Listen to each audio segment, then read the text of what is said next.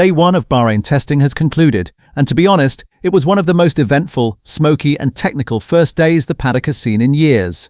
We may have only seen 1 hour of TV broadcast, but information leaking from every crack in the paddock tells us a massive 8-hour technical story.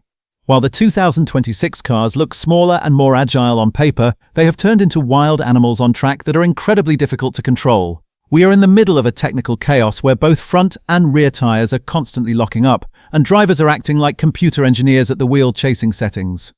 Barcelona's cool and ideal conditions are far behind. Now in the 36-degree Sakhir heat, we see the true limits of thermal reliability and aero package efficiency. Before we begin to deconstruct the team's trials with these ferocious cars and the new paddock hierarchy in the finest detail, subscribing to the channel to follow this revolutionary process in Bahrain with me would be fantastic. Now we begin to deep dive into what each team experienced on Day 1 in Bahrain with the deepest analysis in the paddock. The most talked about and most debated name in the Bahrain paddock today was Lewis Hamilton, who faced serious challenges during the morning session. Many on social media rushed to ask, is Lewis washed? But the reality is far more technical. That famous spin at Turn 1 wasn't a mistake born of decline, it was part of the process of understanding the character of Ferrari's new generation machine. Hamilton described the 2026 cars as ridiculously complex and admitted, "I feel like I'm in a GP2 car." He wasn't referring to outright speed, but to the aggressive, low downforce, almost rally-like sliding nature of these cars. As he worked to dial in the brake bias and balance of the Ferrari SF-26, Hamilton emphasized that the steering wheel now feels like a mini-computer, demanding constant adjustments lap after lap. The relative comfort seen in Barcelona has given way to a full limit-finding battle in Bahrain's harsh winds and high temperatures. Those lockups weren't a weakness. They were the raw, honest signs of a driver pushing to understand the brutal thermal and mechanical limits of the 2026 era. Timesheets can always be misleading in testing, but reliability never lies. Max Verstappen finished the morning session on top, showing everyone just how bulletproof the Red Bull engine really is. The Red Bull powertrains unit, now fully separated from Honda support, staying this stable in 36-degree heat and hitting the highest speed trap of the session, is the kind of data that keeps rival manufacturers awake at night. But the real bombshell came from Lando Norris. With a lap of 1 minute, 34.669 seconds near the end of the session, he pushed Verstappen back by 0.129 seconds and finished the day on top. On track, the McLaren MCL40 looks like the most balanced car in the paddock. The confidence Norris and Piastri show, especially through the high-speed corners, suggests McLaren has begun 2026 like a reigning champion. Red Bull, meanwhile, seems less focused on headline lap times and more on building a massive reliability databank, completing 136 laps. Max appears extremely comfortable with the car's naturally oversteery character, even comparing the feeling to the Schumacher era of 2005 and 2006. Unlike Barcelona, Bahrain offers fully representative and truly brutal conditions. Today, as temperatures climb to 36 degrees in Sakhir, heat management, the biggest enemy of the 2026 engines, stole the spotlight. The team's reactions to this heat were radical and visually striking. The massive cooling gills added to the bodywork of the Aston Martin AMR26, Williams' famous cannons on top of the side pods, and Audi's almost no side pod design all prove just how thermally challenging the 2026 regulations really are. While everything looked aerodynamically clean and smooth in Barcelona, the scorching air of Bahrain forced teams to sacrifice aero efficiency and open their cooling ducts wide. This directly impacts the engine's performance maps and even the 400-kilowatt electrical boost. Williams completed 77 laps to lead the reliability charts, but if teams cannot properly optimize their cooling packages, Melbourne could quickly turn into a disaster. The biggest technical disappointment of the day, and the team that shocked the paddock the most, was undoubtedly Aston Martin. Lawrence Stroll's billion-dollar super team covered the least distance on the grid in the morning, completing only 33 laps.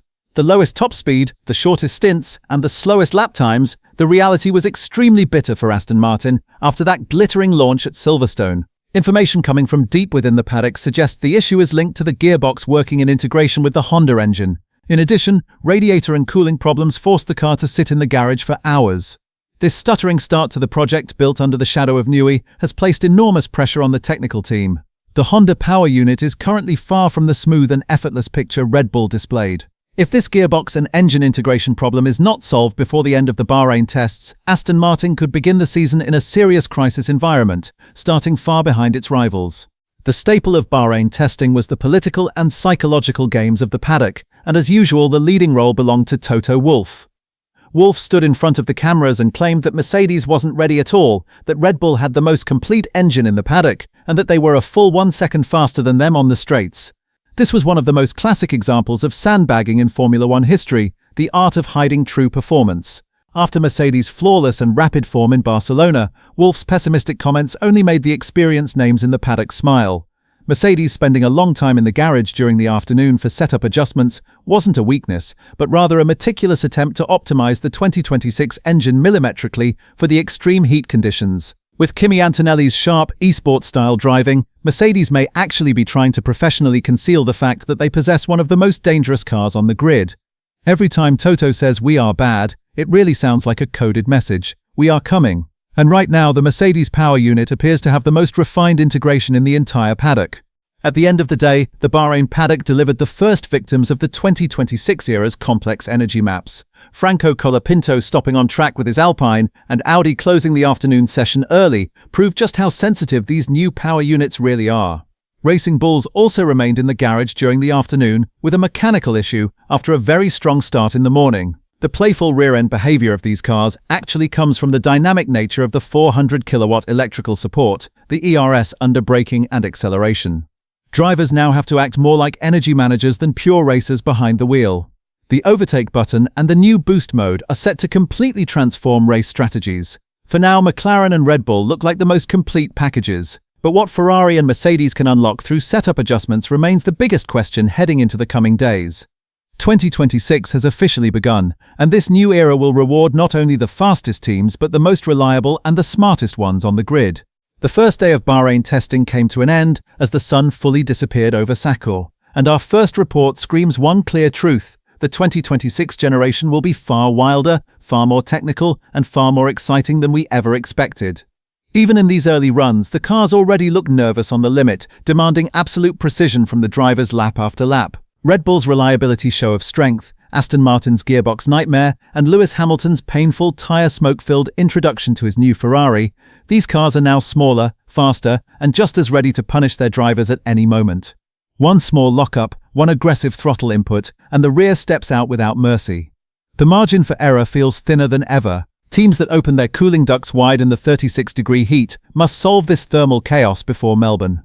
Energy deployment, battery temperatures, brake cooling, everything seems to sit on a knife's edge in these desert conditions.